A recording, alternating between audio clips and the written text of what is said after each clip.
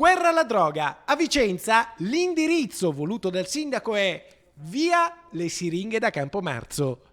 Via le siringhe con i blitz delle forze dell'ordine contro i pusher, via le siringhe con l'identificazione dei tossicodipendenti, via le siringhe con le pulizie straordinarie del parco, come quella di oggi, per accogliere i bambini alla tradizionale festa dei Otto. Periodicamente facciamo una pulizia straordinaria 2 o 3 volte all'anno, dove andiamo a raccogliere quelli che sono rifiuti speciali, come ad esempio purtroppo la presenza di qualche siringa, e devo dire che questa mattina abbiamo rilevato che siringhe praticamente non ce ne sono, pochissime, ne hanno trovate 2 o 3 in tutto Campomarzo. Insomma, buone notizie. Le siringhe sono un termometro della presenza dei tossicodipendenti a Campomarzo. Una riduzione della droga è legata sicuramente al lockdown, ma anche e soprattutto al giro di vite voluto dal sindaco col supporto delle forze dell'ordine. E noi stiamo lavorando da inizio mandato per rafforzare i controlli e debellare il fenomeno dello spaccio e anche del consumo.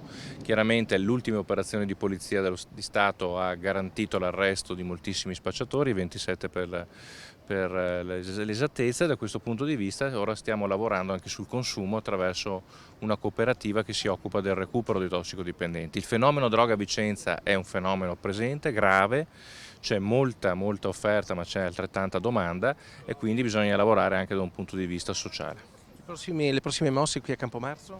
Prossime mosse: sicuramente stiamo lavorando per una riqualificazione e una rifunzionalizzazione di Campomarzo, e in particolare sull'area antistante la stazione delle Corriere stiamo lavorando sul progetto ormai definito del presidio fisso di polizia, e nei prossimi giorni partirà un concorso per l'assunzione di 10 vigili che quindi andranno a rafforzare le pattuglie sul territorio.